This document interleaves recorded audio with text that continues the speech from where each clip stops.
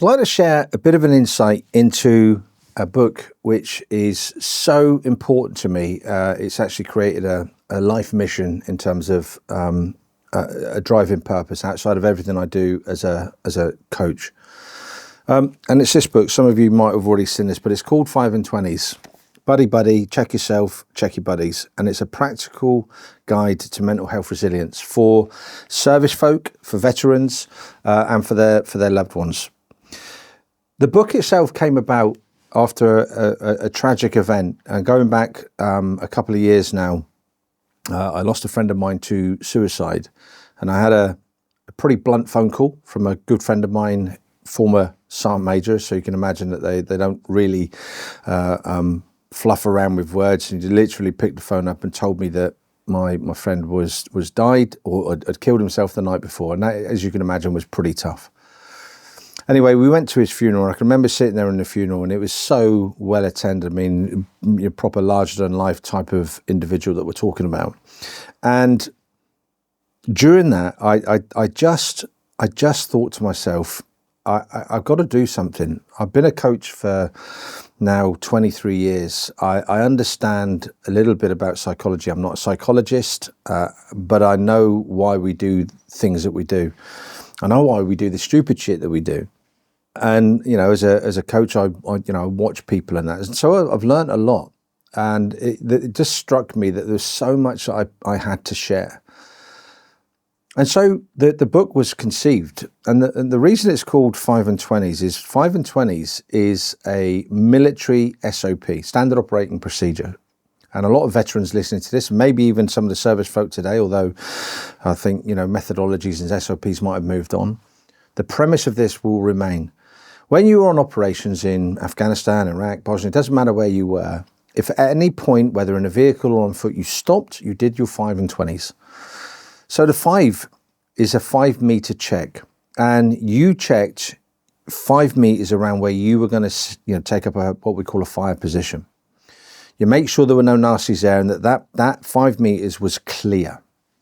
And once everybody in the team had done their 5-meter check, we all then came together to do the 20-meter check. And this is then 20-meter perimeter of the entire team. And so it was really obvious for me that actually the premises is of 5 and 20s is check yourself, check your buddies. And so the 5 and 20 book was born. And I talk about the book itself and give a bit of an explanation as to 5 and 20s and what it stands for, as I've just mentioned. And I also talk a little bit about my own life after service, because again, some of the challenges here are actually what do I do as a veteran when service ends? And so the whole premise of this is kind of actually you've got to take some account.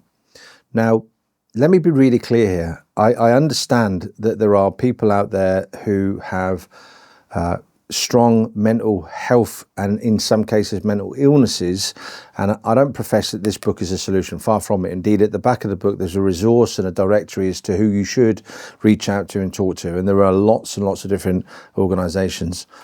But what I do say is actually when you leave the military, you've got to make sure that you're really engaged in terms of your own network, maybe even your colleagues from the military and how you're able to stay in touch and that. And that's the tough part.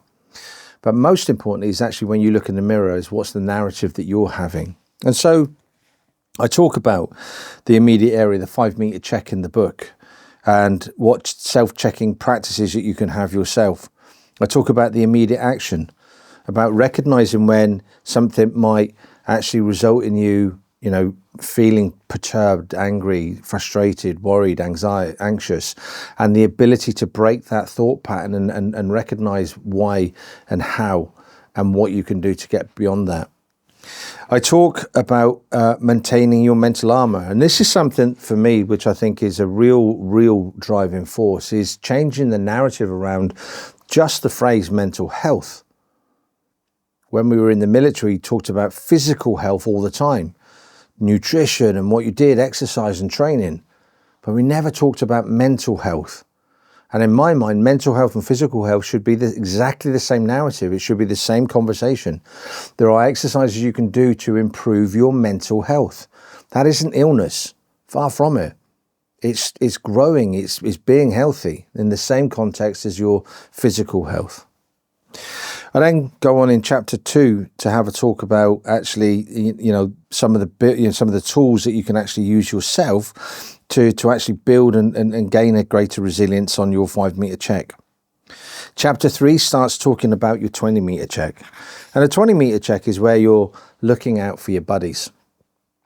This isn't, by the way, you having to diagnose what's going on with your buddies. It's just the fact that, the old cliche saying, 2 ears, 1 mouth. It's not to listen in stereo. It's got 2 ears because listening is more important than speaking. And the reason sometimes we don't ask those questions, or we don't answer those questions when we're asked. So if I ask you how you're feeling, how are you really feeling? The response is different. So when we start looking at the 20 meter check, it's not to diagnose, it's not to fix, it's not to cure, it's to be there, to recognize, to help insofar as maybe signposting. And that is so, so powerful. Right now, if you have somebody that you know is kind of like a little bit off par, have a conversation with them. Go to the book, read the directory in the back, maybe offer them a route to someone that they should go and speak to or have a conversation with. I don't stop there. In chapter 4, I talk about building stronger teams because within the team, creating a safe base, or as we call it in the business world, that's psychological safety. And chapter 5 is then navigating the challenges, and chapter 6 focuses on actually leadership from the front. And then in chapter 7, I've got the call to arms and a directory as to who and where you can go and get support. I'm looking for support in getting this message out there. Yep, it's a book. You can get it on Amazon, and I really commend you to do just that. But in the same instance, I also want to get this message out there, and that's why I'm doing this video. You might know somebody who is on television, in which case, would they be interested in me having an interview with them and sharing the message of 5 and 20s? Or a podcast, in which case, again, getting on to share the message of 5 and 20s. Or maybe even in print. You might know somebody who would love to write an article about, this in terms of actually what we can do.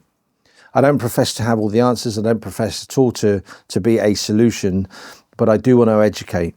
I want to educate service folk as they're in the service as to what this means. I want to educate leadership as to take more of an account of what this means. I want to educate veterans and their loved ones. And let's remember, their loved ones go through this stuff just as much because they've got to live with the veterans who might have been through the ringer. Mental health isn't a stigma. 5 and 20s is merely a guide to help actually improve our mental health resilience and grow that mental muscle. Thank you.